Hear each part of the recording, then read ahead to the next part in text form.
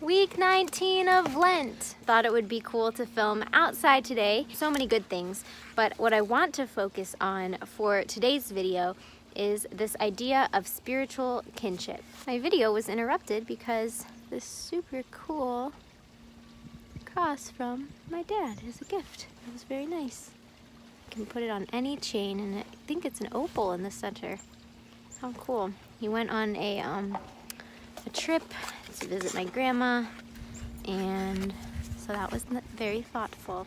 All right, so we are going to talk about journal entry 768 in the diary, and it says, "It is a strange thing that although the soul which experiences this union with God cannot find words and expressions to describe it, nevertheless, when it meets a similar soul, the two understand each other extraordinarily well in regard to these matters, even though they speak but little with each other.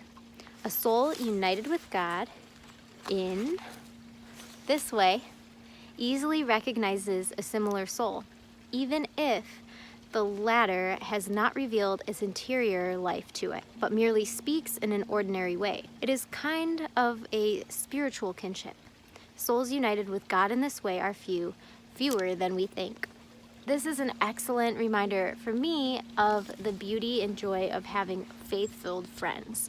They're very hard to come by, but when you do find them, they are like gold. And it is so special when you are able to connect with someone in this way, where you don't have to outright explain everything about your spiritual life or your faith with them. They just get it. And recently, I've been having some people in my life who are this way, where they understand a lot of the actual things that I experience in my life, like my daily life as a stepmom and my YouTube channel and different things that I'm doing. They understand that, but at the same time, they also understand where I'm at faith-wise, because that's how they are. And it's so nice to be able to spend time with these people and not have to explain myself or defend anything. Now, there certainly is a time and place for that. You know, I think you'll find yourself, and at least I do, at a lot of family events where people don't believe the same things that I do. But when it comes to the people you do get to choose, your close circle, I recommend, and I know it has always helped me throughout my entire life, finding people who share your faith. And if you can't find those people, the best thing to do is to pray. Ask God to give you some good, awesome, holy friendships. Those are such a treasure. In addition to that, like an action that you can do is get involved with church events. And that's a good way to just naturally be in a place where when you make friends, you know they're going to be faith-filled. And then being a good friend. That's something that for me is always a challenge, because for years, I never had really awesome friendships in my life demonstrated to me.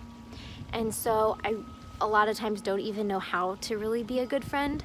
But through seeing the people who were good friends to me, who are good friends to me, I try to emulate what they have done for me and do the same thing back to them and to other people, and thus growing and being a good friend. So that's important too, trying your best to be a good friend back, including them, inviting them to things. I'm not much of one who invites people to stuff because usually I'm very busy, but my husband has really encouraged me to take a leap and start inviting people to things, even if it's a group event. You know, hey, this retreat's going on at this church.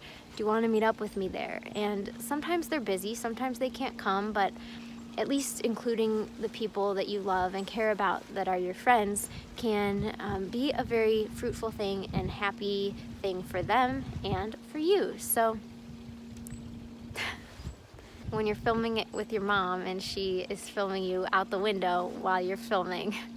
Anyway, so, and she's cheering for me. Thanks, Mom. Shout out to Mom. So where else are we? Friendships. Oh, a book recommendation that I haven't finished yet is called The Friendship Project. It was co-written by two people, Michelle Fanley and Emily Jaminet. They are such beautiful people. I got to hear them speak and meet them and stuff, and their hearts are so loving and genuine.